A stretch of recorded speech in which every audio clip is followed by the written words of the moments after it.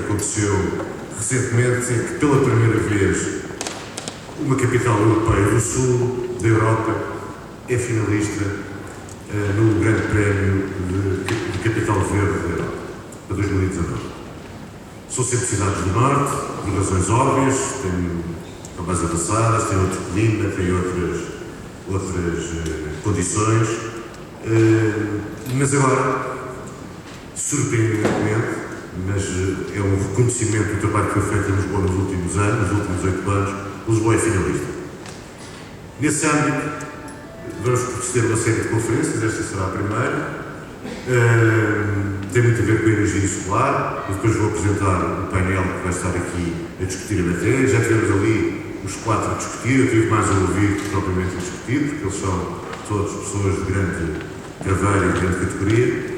Mas vamos apresentar primeiro um filme de 3 minutos que vai nos servir precisamente para depois abrirmos o debate. E, portanto, sem mais demoras, eu vou sentar ali para depois vermos o filme e depois fazermos o debate. Muito obrigado. E se os veículos e os transportes públicos se movessem apenas com energia limpa, deixando o ar mais saudável e produzindo menos ruído? Ou então, se uma parte substancial da energia consumida nos edifícios fosse renovável? Isso é possível numa cidade solar. Lisboa é a capital europeia com mais horas de sol por ano. Tem em média 3.300 horas de exposição solar e 60% das coberturas da cidade têm uma boa orientação. Uma área suficiente para produzir 1.200 gigawatts hora ano, 40% das necessidades elétricas da cidade.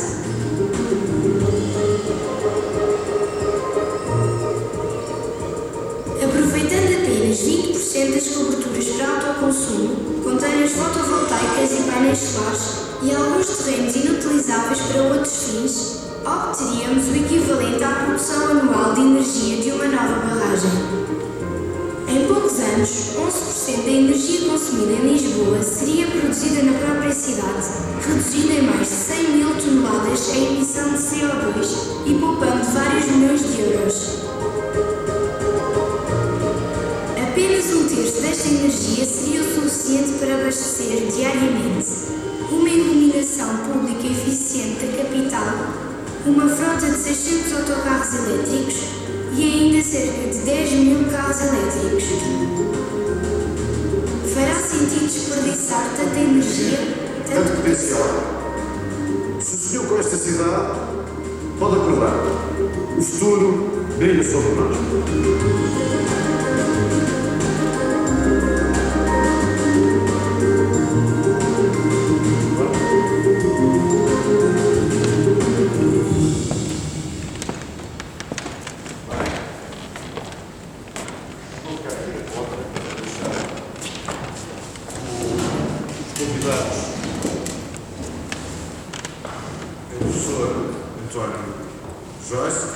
Esquerda, que é investigador principal do NEG,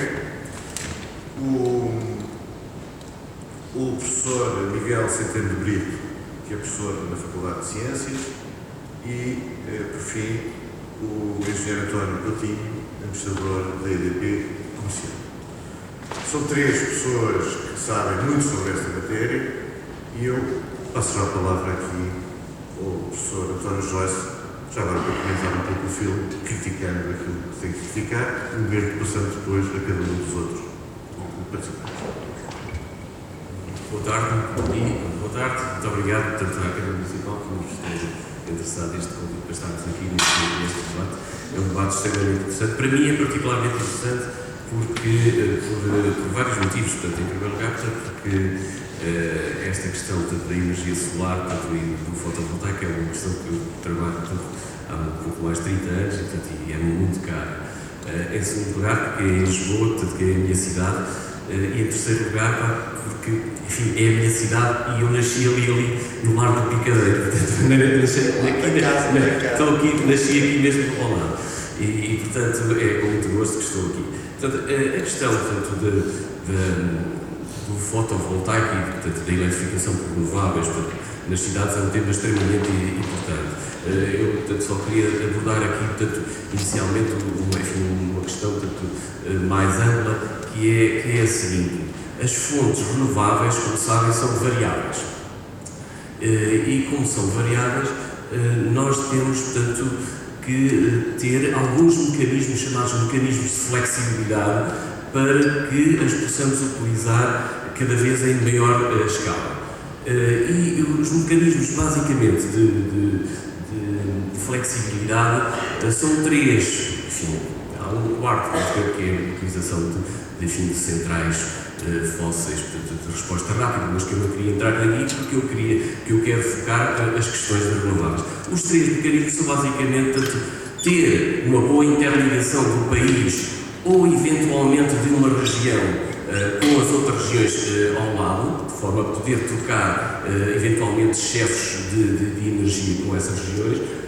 A segunda metodologia, portanto, o segundo mecanismo de flexibilidade é ter medidas de gestão, portanto, da procura, portanto, aquilo que normalmente hoje se chama de demand response, e o terceiro mecanismo é basicamente utilizar armazenamento. Toda a gente sabe, se temos uma fonte que é variável, portanto, teremos que ter algum mecanismo de armazenamento para compensar, portanto, essa variabilidade.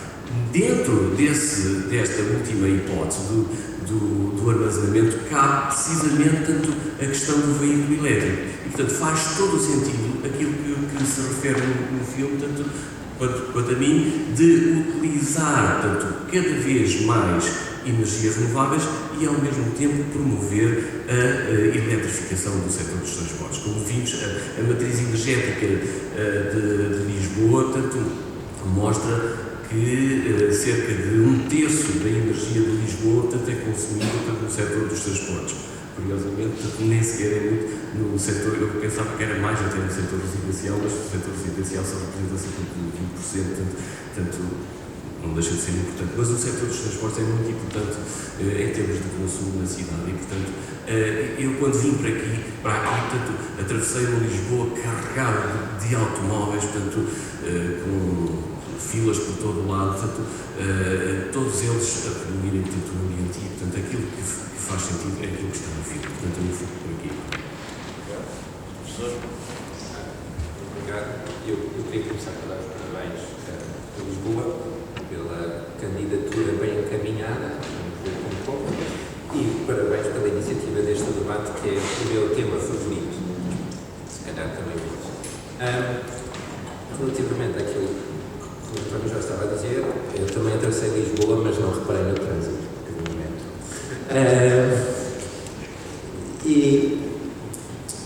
E a outra coisa que também me ocorreu, antes de dizer aquilo que tinha pensado dizer quando cá chegasse, é a ligação entre o carro elétrico e os transportes públicos e a energia solar.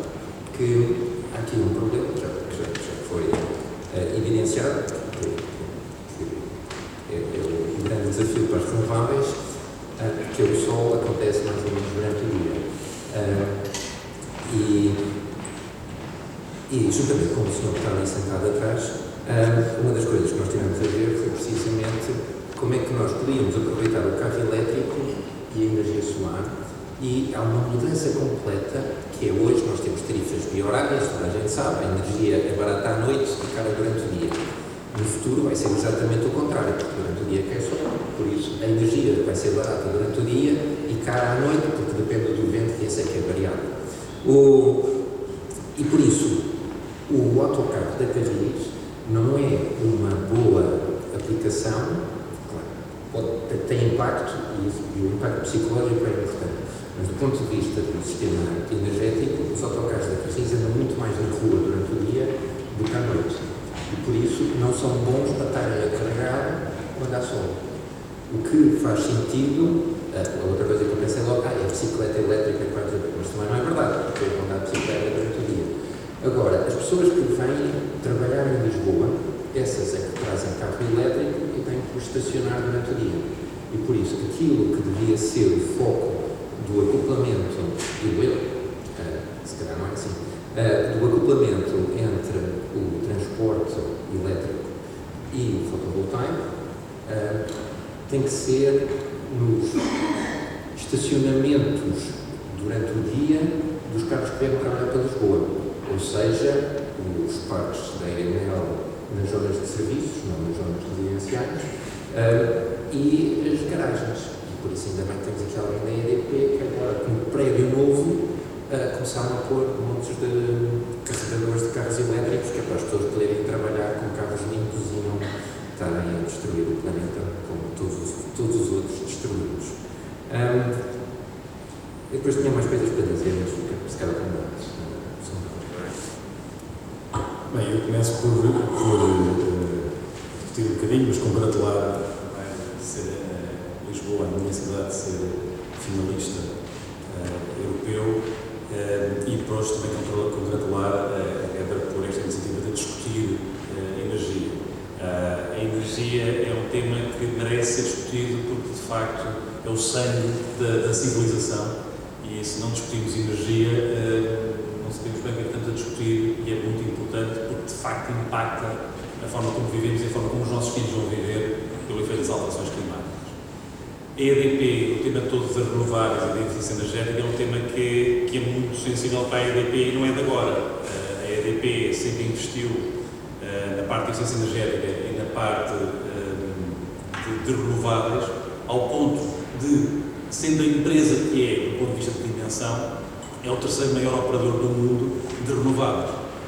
Presente nos Estados Unidos, presente em Portugal, em Espanha, em França, em Itália, em Roménia, uma série de países, porque simplesmente acredita de que a renováveis, sempre acreditou que a renováveis era o caminho, e portanto fez as apostas no momento em que os outros não estavam a apostar. E, portanto, a posteriori é muito mais fácil de dizer porque aquilo estava certo,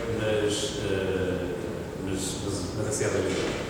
A EDP também, desde há muito, começou a investir no solar, e tanto no solar para empresas, mas também no solar para o solar distribuído para residências, para os domésticos.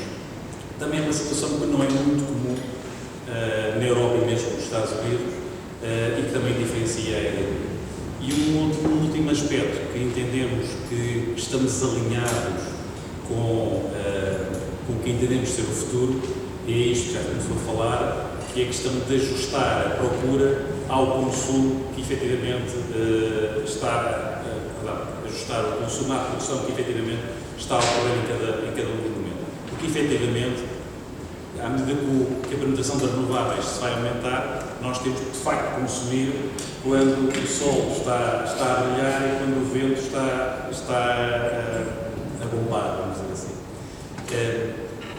Falando do vosso filme, e começando por uma curiosidade, é que provavelmente a maioria das pessoas tem presente a eletricidade na sua vida, e tem muito presente a eletricidade na sua vida, mas se calhar não terão conhecimento que a eletricidade só representa 20% do nosso consumo energético. E, portanto, se nós queremos descarbonizar o mundo, a descarbonização do mundo vai passar por mais eletrificação. E a melhor projeção que existe para mais eletrificação é em 2050 temos 50% do consumo eletrificado. Só. Portanto, os combustíveis fósseis, infelizmente, ainda vão estar connosco durante bastante tempo. Porque vão estar nos países em vias de desenvolvimento. Mas pegando num aspecto muito concreto do vosso filme, o vosso filme mostrava um número interessante que era nós, com a energia solar, conseguimos produzir cerca de 40% das necessidades da cidade. Faltam os outros 60%. Depois dizia-se um aspecto também muito curioso, que era nós conseguimos evitar uma grande central hídrica. Mas depois temos que armazenar essa energia para utilizar quando estamos a consumir. Esse armazenamento de energia hoje é feito através de barragens. Isto é, há umas barragens que são barragens de bombagem, que o que fazem é pegam na água, puxam a água para cima, reservam essa água e quando há necessidade de consumo, turbinam novamente essa água. E a água anda a circular para garantir uma coisa que é muito importante, que é instantaneamente, o consumo é igual à produção. Instantaneamente. Isto é, quando nós ligamos a nossa casa a lâmpada da sala, alguns, e nem sequer em Portugal, houve uma máquina que começou a produzir instantaneamente um bocadinho mais para aquela lâmpada. Isto parece uma coisa quase ficção científica, mas é a realidade física da eletricidade. Portanto, a eletricidade tem esta dificuldade que tem um consumo e uma produção instantânea. E, portanto, nós só não vamos conseguir aumentar muito as renováveis se tivermos as interligações, como se falou, isto é, a energia que se produz mais agora aqui é conduzida para o maior consumo ali, ajustar o consumo, em vez de ajustarmos a produção ao consumo, é ajustarmos o consumo à produção. E o outro aspecto importante é a armazenagem dessa energia. Hoje a armazenagem é feita das barragens, mas a armazenagem térmica, quem tem depósitos de água quente em casa sabe que armazena muita energia nesses depósitos. É possível armazenar, mas também é possível armazenar energia na nossa própria casa. Isto é, se eu estiver agora a produzir mais energia, os meus painéis estão agora a produzir bastante, não está lá ninguém, mas eu se calhar, utilizando o aquecimento, utilizando a inércia térmica da minha casa, posso reservar parte dessa energia para o aquecimento da minha casa, porque a casa, se estiver bem isolada, não perde a energia assim como a outra. Há muitos aspectos hoje tecnológicos que não se colocam só ao nível da produção, mas também se colocam ao nível de como consumimos energia. Bom, pelo que eu percebi, mas depois corrijo se eu estiver errado, estamos três de acordo que no futuro vai haver quase como um switch do combustível fóssil, realmente os transportes, vou pegar primeiro os transportes, para as energias renováveis. O problema está em como é que isso ocorrerá, isso pode ocorrer de imediato. Eu faço duas perguntas.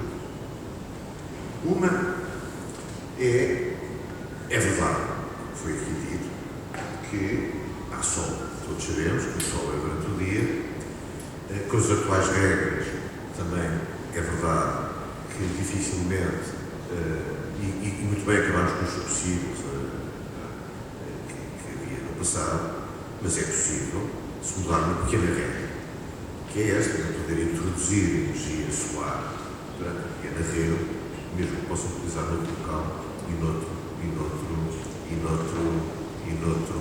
local e noutra hora. Portanto, isso é fácil de fazer a conta. Produz durante o dia, X kilowatts, ou o que for, e essa energia que eu produzo será depois consumida ou durante o dia ou à noite e pode-se fazer essa conta. E estamos a substituir um bem que normalmente nunca é valorizado nestas contas, é que de facto estamos a substituir energia limpa, produzida localmente, por energia fóssil. Isto é um valor. Há um valor, é que seja idóneo, mas há um valor de que estamos a substituir uma energia limpa, ou aliás, um combustível fóssil por uma energia limpa, que pode ser energia produzida localmente. E também não é, já agora a dizer, também é possível, em relação nomeadamente aos transportes, eu produzir energia solar de dia e ser utilizada durante o dia. Hoje existem carregadores, postos de carregamento bastante rápidos para o abastecimento de autocarros, por exemplo. E em cima em Lisboa tem uma vantagem, porque existem vários estacionamentos de caminhonete nos três lados da cidade, no Oriente e no Ocidente. Os autocarros não andam em contínuo, estão parados no dia e, portanto, poderiam ser facilmente abastecidos. Portanto, também é possível fazer isso, para além de existem a possibilidade de mesmo autocarros, através de petróleo ou de outros mecanismos, poderem servir à noite com energia solar. E, portanto, as minhas duas perguntas são estas. Estas duas afirmações que eu estou a dizer e que, de alguma maneira, ressaltam o filme, queria que comentasse estes meus dois comentários, porque também já percebi que, em relação ao carro elétrico, como diz o professor, parece que a coisa até é mais fácil. Porque se o carro elétrico vier de fora, junto ao estacionamento, pode ser abastecido à mesma hora que existe o sol. A minha pergunta é: como é que é possível abastecermos uma frota elétrica, seja autocarros ou seja carros, a outra hora em outro local? É evidente que tem que mudar a regra, mas estão felizes com bons olhos, ou como é que isso é possível? Eu sei que o Governo anda a tentar estudar isso, exatamente porque há uma mudança uma coisa para a outra, não é? Que é uma mudança absolutamente essencial. E já os três disseram que estavam de acordo. Substituir o combustível fóssil pelo combustível solar. E, portanto, queria falar assim, agora comentar assim.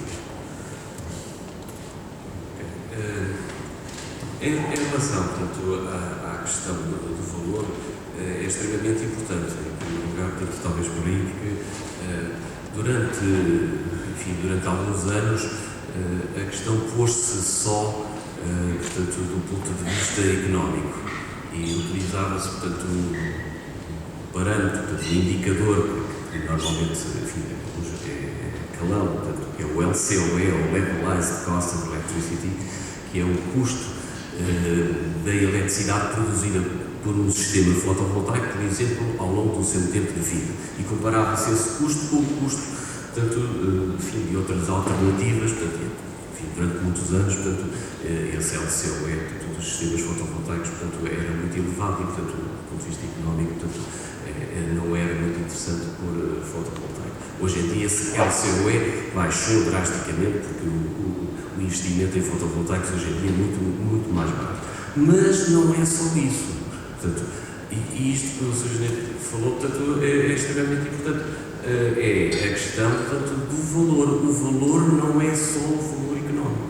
É o valor económico, é o valor também, portanto, em questões de diminuições de emissão, portanto, é todo o valor de qualidade que deve ser analisado quando se toma uma opção deste género. E, portanto, a análise do valor é muito mais importante do que a análise apenas, portanto, de um indicador.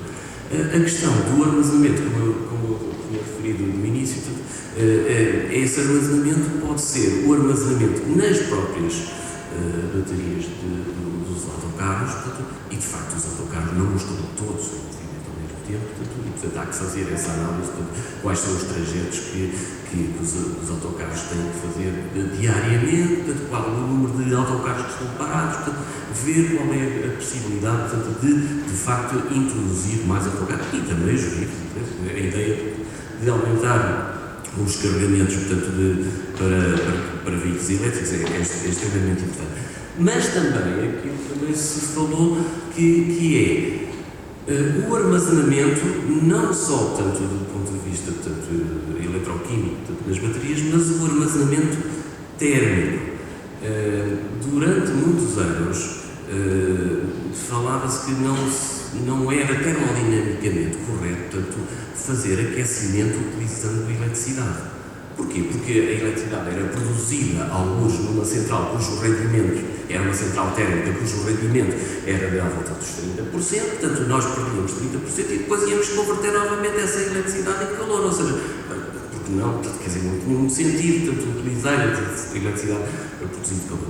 Mas à medida em que o mix energético é cada vez mais, portanto, um mix energético dominado por renováveis, portanto, nomeadamente por renováveis que não passam por um processo termodinâmico, como é o caso do fotovoltaico e do eólico, faz todo o sentido utilizar, portanto, eletricidade para calor, principalmente quando se utilizam eletricidade, portanto, nomeadamente em bombas de calor, cujos coeficientes de performance, o CLP, realmente dito, são tipicamente superiores a 4 hoje em dia. Portanto, ou seja, por cada unidade de eletricidade que eu aplico, eu consigo mover 4 unidades térmicas. E isso é extremamente importante. Ou seja, armazenar também em calor é importante. Ou seja, o que eu quero dizer é que a análise tem que ser feita sempre de uma forma integrada. Temos que analisar tudo. E, portanto, não podemos, portanto, só olhar a um aspecto. Portanto, o aspecto económico é claro que é importante, claro que a questão, portanto, da mudança também, portanto, da legislação vai ter que ser fundamental. O que se fala hoje em dia, portanto, e que é com certeza, portanto, o futuro, é, por exemplo, nos prosumers, portanto, fala-se, portanto, que é também um atual, portanto, que é um produtor consumidor, um prosumer, e o prosumer vai ter que haver, portanto, uma legislação muito particular para o prosumer. Vão aparecer novas dinâmicas de mercado. O mercado não vai ser como foi até agora, portanto, peço desculpa, portanto, uma EDP a vender e os outros a comprar. Portanto, o mercado vai ser, portanto, com certeza muitíssimo mais diversificado, com os tais prosímers a produzirem, portanto, e eventualmente até agregadores de prosímers, portanto, que fazem negócios, portanto, em nome de um conjunto alargado de prosímers, e eventualmente até uma coisa que hoje em dia que foi começada a falar há muito pouco tempo, portanto, os alemães, portanto, estão a estudar um bocadinho esses aspectos, que é o chamado peer-to-peer, que isso pode ser completamente revolucionário, ou seja, eu sou um produtor e posso combinar, vender a minha eletricidade a qualquer outro consumidor. Portanto, fazer uma relação, a dinâmica de mercado vai ser com certeza muito diferente da dinâmica atual. Portanto, eu acabo aqui, o que eu quero dizer é, em primeiro lugar, estudos integrados, portanto, introdução cada vez mais de energias renováveis, portanto, aumentar o mix das renováveis, muito, enfim, pensar em novos mecanismos de mercado, porque a dinâmica do mercado vai ser muito diferente. Agora, professor. Fico muito contente que era precisamente esta deixa que eu queria aproveitar. Bom, primeiro queria fazer um alerta, que é um ditado popular que diz: cadeia que vai à frente alivia duas vezes. Neste negócio, como em muitos outros, é o contrário. Cadeia que vai à frente paga o triplo pelo aquilo que faz, porque o custo do fotovoltaico caiu, o número de sei de cor, 10 vezes nos últimos 10 anos, mas caiu 20% desde o verão, por isso, de facto, a decisão de fazer um investimento hoje, em vez de esperar por amanhã, pode nos sair muito caro.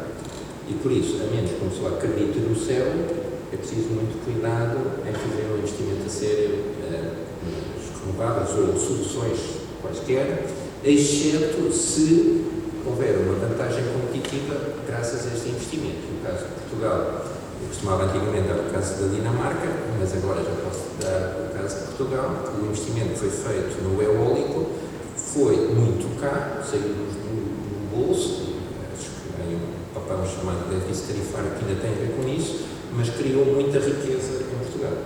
E esse é um bom exemplo de ir à frente, pagar mais, mas ter um retorno do ponto de vista económico e do ponto de vista social e de autoestima. O fotovoltaico tem o mesmo problema, que é, se nós hoje investirmos muito em fotovoltaico, vamos ter que estar a pagar muito mais do que os outros que agora não têm dinheiro para investir e que só vão investir daqui a 5, 10 ou 15 anos. Por isso, isto é uma coisa, é um alerta que temos que ter cuidado e por isso só vale a pena gastar dinheiro nosso, estou a pensar no dinheiro público, se de facto houver uma vantagem competitiva para a economia nacional. Bom, terminando o alerta, queria chamar a atenção do peer-to-peer, que é aquilo que, se nós tivermos um sistema de net metering, desculpem se também agora distraí-me um bocadinho com a linguagem, mas a proposta da Carris, com essa mudança das regras, é dizer, eu produzo agora e consumo logo à noite, é um sistema de incentivo chamado net metering. Isso, aquilo que conta é o computador, mesmo que seja deslocalizado, diz ao fim do mês. E isso é uma forma de subsidiação. Se alguém tem que pagar isso, e, de acordo com o esquema atual, quem paga é o déficit tarifário, ou seja, somos todos nós, e depois de vez em quando. Isso é um esquema atual com as regras atuais. As regras podem não ser essa para isso. Não são as regras nossas. As nossas não é net metering. Aquilo que nós fazemos, o nosso esquema atual é eu produzo e consumo aquilo que produz a mais a venda à rede a um preço muito barato. E, portanto, aquilo que faz compensa ter sistemas muito pequeninos que só produzem aquilo que eu de facto consumo. Como muitas das pessoas que estão aqui não estão em casa à 1 da tarde, toda a gente vai ter só um painelzinho em casa, porque o consumo de base é a box que ficou ligada à internet e o frigorífico de vez em quando liga, e por isso as soluções que a EDP tem, eu não sei, se calhar é segredo comercial, mas provavelmente as instalações em autoconsumo são todas com um ou dois painéis. Muito raramente há pessoas que conseguem consumir suficientemente durante o dia para compensar ter instalações maiores, mas isso vamos saber a seguir. Agora, aquilo que pode acontecer é uma mudança da venda ao vizinho, e isso claramente que é proibido na legislação nacional, mas agora estou a ler aquilo que tinha pensado dizer, que é não há razão nenhuma para Lisboa não fazer, e isso pode ser feito se for clandestino. O que eu proponho é que a Câmara